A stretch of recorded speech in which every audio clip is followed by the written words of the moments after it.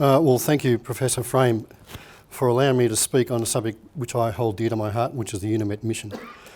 Your Excellencies, colleagues, friends, I'll present for probably about 20 minutes and then I'll happy to take questions like all the other speakers. What I will say is that I've still got a mortgage and kids at school, so I'm happy to give a qualified opinion, but I'll wear my red hat to protect myself. This is the Hess's red hat defence against controversial utterances, because I am still, as yet untested, because I am still employed by the AFP. We do have a relationship with the PNTL, and General, I'll have a word with the PNTL about the unpaid hotel bill from 1999. This is a bit of a Canberra story. I'd like to open with a bit of a thing about Canberra. I first became aware of the current issues in East Timor in early 1999. I was working in uniform at City Police Station here in Canberra, and I was actually circling Parliament House, the new Parliament House, when you could drive all the way around it before all the bollards were put in after 9/11. I was actually I was working in the lock-up van with another guy, and we were trying to see if we could get round Parliament House. It was a slow day, seemed to get round Parliament House without putting our foot on the accelerator. We didn't quite get around there. We were stopped by a busload of schoolgirls from Bendigo who were up in Canberra to have a bit of look around Canberra and particularly visit Parliament House. They waved at the police going past. Shortly after that, we got a call to a disturbance at University House at the ANU, where there was a conference going on in relation to the East Timor situation. One of the attendees was a militia member, and one of the people, East Timorese local people, had put a rock through a window in protest at this guy, so we had to go and deal with that. As we took this guy to the van, a young Timorese girl said to me, if there's a UN mission in East Timor, would you go? The first thing I said was probably yes. Shortly after that, they called for an EOI, and I volunteered. We did some training at a caravan park here in Canberra, and then we went to Darwin. The training involved primarily briefings. And I'd like to thank the people of Darwin, in particular the people at the RAAF base. Firstly, for looking after us at Tin City for about a fortnight before we actually deployed, because there were some formalities to be done that needed to be dealt with, and we couldn't go in before they were dealt with. The second thing I'd like to thank the RAAF base in Darwin for is for something my father said. When I got to Darwin, I told him I was staying at the RAF base there, and he said they had very nice sandwiches there. He was a navigator in mosquitoes in 1945, and when they came back from Borneo, they went through Darwin, and he obviously had some sandwiches at RAAF base. So I told him they might be a bit stale by now, but I'll have a go at them. And the third thing I'd like to thank the people at the RAAF base for is for the bloke who waved the South African Air Force C-130 in that we actually went into Timor on, who came out, he was the guy that waves the planes in. As it approached, as we were about to get on this plane, this guy came out dressed in a baggy green hat, 2 cricket bats and a set of pads, because we'd just been playing South Africa in the World Cup in London. And I think we'd beaten them, so he was rubbing it in a bit. Anyway, look, I've just returned from 2 weeks in Timor-Leste with some of my fellow UNIMET colleagues for the 20th anniversary of UNIMET, which is a different mission to the INTERFET mission, as I hope we've made clear. This group consisted of long-serving and experienced members who have seen service with the SASR in Vietnam in 1970s, right up to AFP service in Afghanistan, including myself and one other guy. Others had served in places like Mozambique, Cambodia, Haiti, Bougainville and Cyprus. So it's a fairly broad group. The demographics basically are that UNIMET ran between June and September 1999 and preceded and in fact was the reason for INTERFET. UNIMET paved the way for the eventual independence of Timor-Leste in 2002. The AFP provided 52 of a 280-strong unarmed UN civilian police element. It was the largest single national contingent. Police were chosen as the preferred element because no form of military peacekeeping force was acceptable to the Indonesian military. The May 5 agreement allocated the newly formed Indonesian National Police as the sole provider of security. That created problems due to the relationship between the military and the police within the Indonesian security structure. UNIMET police and electoral teams were deployed into regional areas as they arrived in Dili under conditions and circumstances that would probably not be allowed today. There was no medical support, no armed backup, nor even basic administrative support such as fuel, rations or communications. Throughout the entire period, UNIMET staff and local East Timorese were subject to hostile and violent activities by pro-Indonesian militia groups. Counterintuitively, however, being unarmed actually worked in our favour, as we would have been outgunned and most likely targeted for our weapons. Our best defences were the old school police traits of impartiality, objectivity and an ability to negotiate under pressure. Soft empty hands, a blue shirt and a nice smile. It was hope, but it worked. I don't think I'd like to repeat the experience though. The ballot result was emphatic.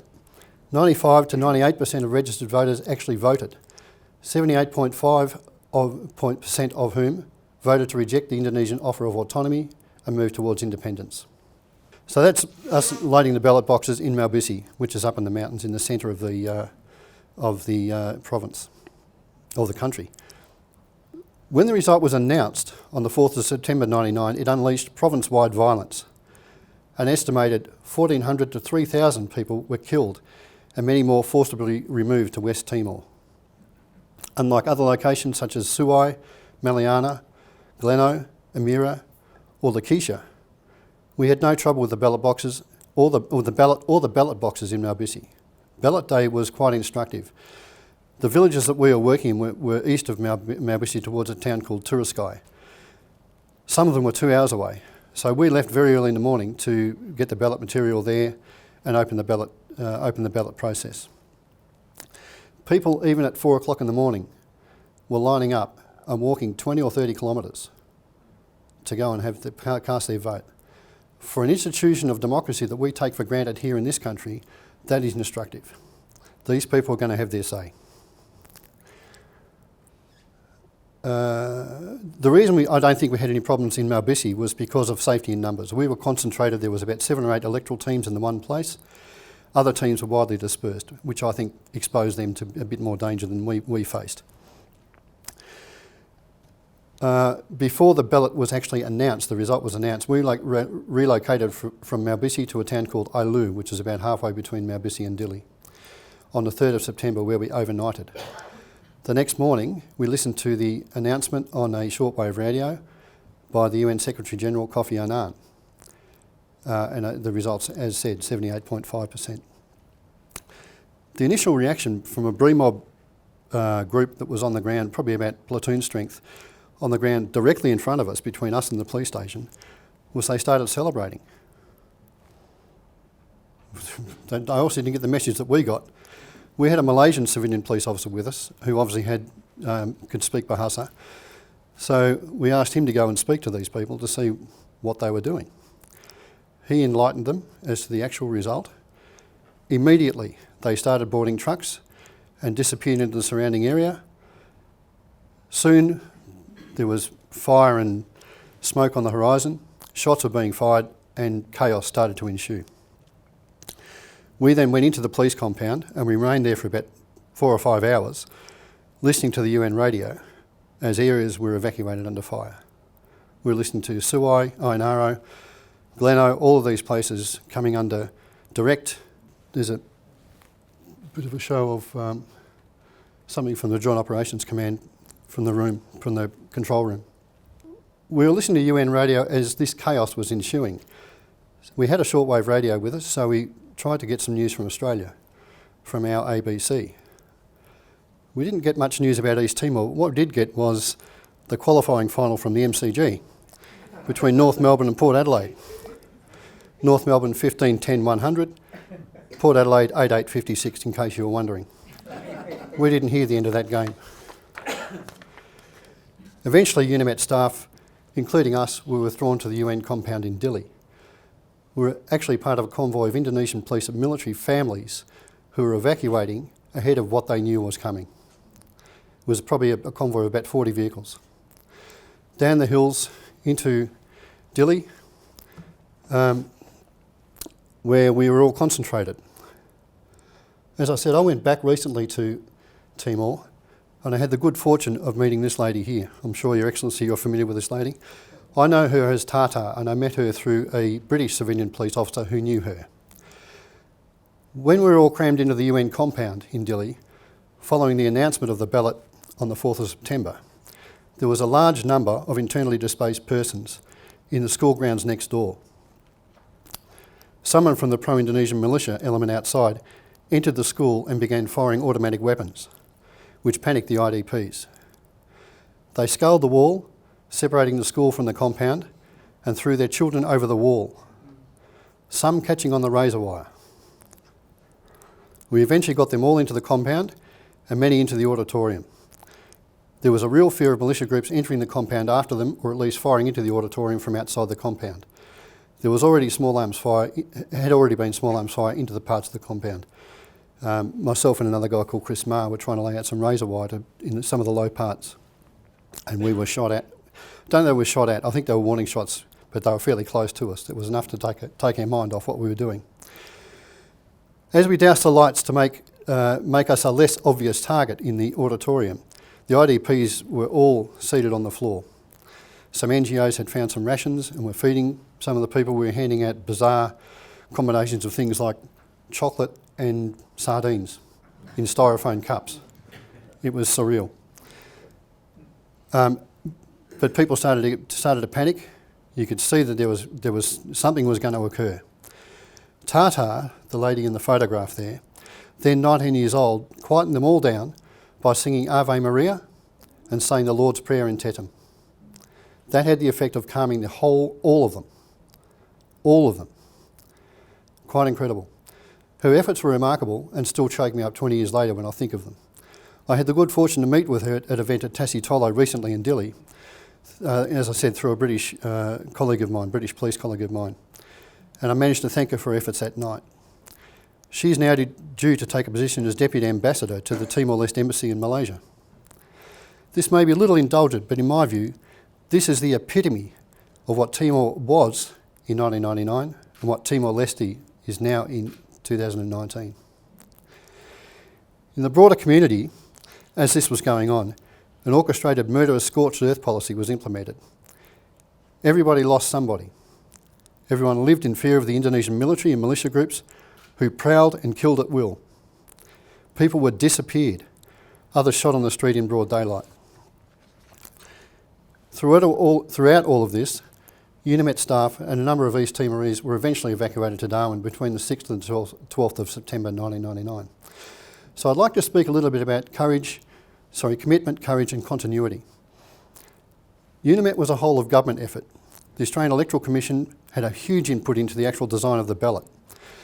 As we've heard, the Defence Force provided military liaison officers to deal with the Indonesian military. The AFP provided a lot of advice to the Indonesian police, who had recently been separated from their military. The Howard government showed political courage and commitment by recognising that there are other tools in the international toolbox besides trade and aid or military intervention, police being one of those things. This set the scene for a bit of a future with the AFP. UNIMET, along with a number of other events, formed the catalyst for the formation of the International Deployment Group in 2004, which was enhanced in 2006 following unrest in Timor-Leste, Solomon Islands and Tonga. The IDG basically serviced two large missions, East Timor and the Ramsey mission in the Solomon Islands. Ramsey itself provided a blueprint for regional interventions, which is still spoken about now. This mission also involved a great deal of political courage by the Howard government. Unpopular political decisions require political courage. Courage can be both physical and moral. UNIMET police displayed both by often placing their own lives at risk. This is reflective of police not only doing the right thing but knowing what the right thing to do actually is. This is directly related to the role police play domestically and is reflective of broad community standards and expectations of preserving peace, order and good government, none of which were apparent in East Timor in 1999. Police development programs are long-term because effective policing relies on maximising trust and public consent. The role of justice in this cannot be overstated. Paraphrasing Spinoza, Einstein and Washington, peace is not just the absence of conflict but the presence of justice, which is the firmest pillar of good government. Police are both security sector and justice sector actors and are accustomed to challenging brutality in both areas. Justice, however, is often overlooked, as the loudest voices are those related to security, particularly in a crisis. INTERFET restored order and stability. AFP members, it's often forgotten or overlooked that AFP members deployed alongside under the UNIMET name with INTERFET people. UNIMET then transitioned to Untitled and various other iterations after that. The AFP has had a continuous involvement in Timor-Leste since 1999, starting with the UNIMET mission and all other UN iterations, plus a parallel police development program, the Timor-Leste Police Development Program. The present TLPDP commenced in 2004 and has 10 members at present. Small numbers, but quite effective. The Policia Nacional de Timor-Leste was formed in 2002 upon independence. The PNTL took between 200 and 1,000 vetted former members of POLRI back into their ranks without any significant issues. That's significant in relation to the way we deal with transition. That photo there is in a place called Gleno, which is in the west of the country.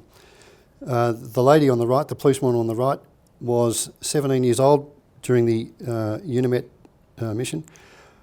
Don Barnby, my UNIMET colleague, showed her a number of photographs. He was stationed in Gleno when we were there. Showed her a number of blown up photographs, and she recognised her husband as one of the staff members who was working for the UN at the time. She's now a senior constable with the police. She's got 5 kids and is doing very well. I'll mention later some of the statistics, but it's about 25% of the PNTL is female, which is quite an achievement.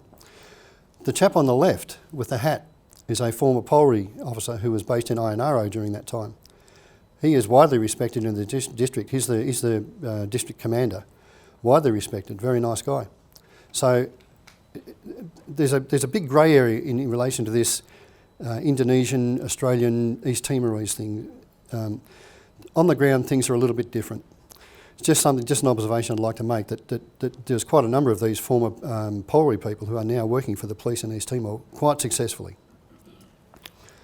It shows that says a lot about the East Timorese themselves, actually. The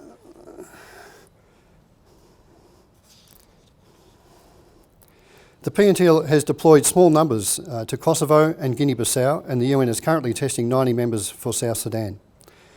All of the PNTL members I met were professional and courteous. These are some of the guys that were looking after us while we were in Dili. They just posted a guard outside our hotel. Professional, courteous people. Continuity of effort. The AFP is standing missions in Timor-Leste, Papua New Guinea, the Solomon Islands, Vanuatu, Tonga and Samoa, and we have good relationships with all of those police forces. These efforts have helped reposition the arc of what has been called the arc of instability to an arc of opportunity. Samoa is host, for instance, to the Pacific Transnational Crime Network, in which the AFP plays a major part, directed mainly at trans-Pacific drug trade from the Americas. The most logical way to look at this continuity of effort is chronologically. The next major involvement the AFP had with whole of government type things in the security sector was when the Al-Qaeda attacked Washington and New York in 2011, 2001, where the AFP had a close protection team with Prime Minister Howard, and I'm sure you remember that incident very well, sir. Islamic extremism hit our shores, or close to our shores, a year later in 2002 when an Al-Qaeda affiliate, Jamaah Islamiyah, detonated a number of bombs in Bali, killing 202 people, including 88 Australians. One of the first calls made by the Indonesian police was to the AFP. Within 24 hours, a significant team was on the ground assisting the Indonesian police. Interesting enough, bin Laden mentioned Australia and Australians as crusaders due to the UNIMET mission and the INTERFET mission in East Timor as part of the justification for us being targeted. He must have missed and that was based on Islamism and the fact that Indonesia was an largely Islamic country. He must have missed the memo that most of the East Timorese were actually Catholic. The AFP response went a long way to the respectful relationship we now enjoy between the AFP and the Indonesian police. So we have good relationships with all of the regional police forces, and that's quite important to acknowledge. In addition to regional capacity development missions, the AFP also has a widespread international liaison officer network, which is important because 70% of the criminal activity targeted by the AFP has offshore links. Strong and trusted relationships with regional police forces are vital to the role the AFP plays in policing for a safer Australia. We rely on the rapid transmission of reliable information between trusted partners. A DFAT colleague of mine once summed up international interventions in 3 statements. The situation was bad, Australia helped make it better, Australia is now on good terms with that country. Timor-Leste has much to be proud of. 40% of parliamentarians are female, 25% of police are female. Timor-Leste is well on the way to ASEAN membership and can offer a direct connection with Lusophone countries such as Brazil and Portugal.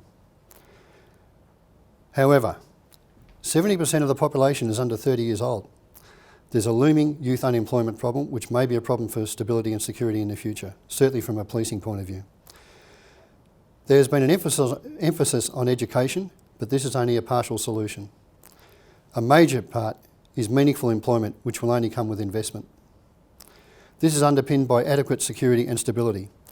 The AFP, through its 20 years of continuous involvement, has helped address a bad situation, is now on the best of terms with the PNTL and other regional police forces. This is an important element of fulfilling Australia's commitment to policing for a safer Australia.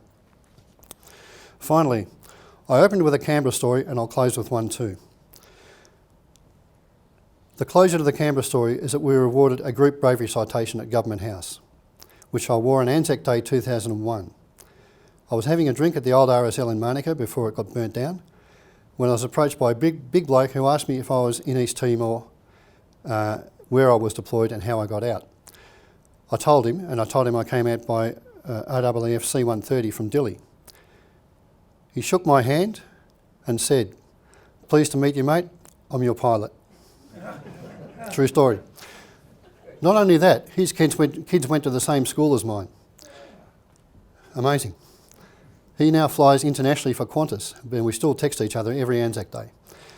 We both still call our lucky country land, Australia, home.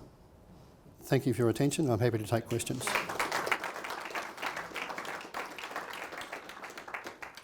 Questions, please. Really? Well, while people are summoning their courage, Mark, let me ask, do you think your training fitted you and the preparation readied you for the work that you did in East Timor in 1999? Yeah, I think yes and no. I was a reservist for 25 years, so I was used to living in being an Army reservist. Army reservist, thank you. So I was used to living in the field doing that sort of thing. So I'd spent time with 51 Far North Queensland Regiment. So I was used to living in sort of field conditions. From a policing perspective, I think early intervention and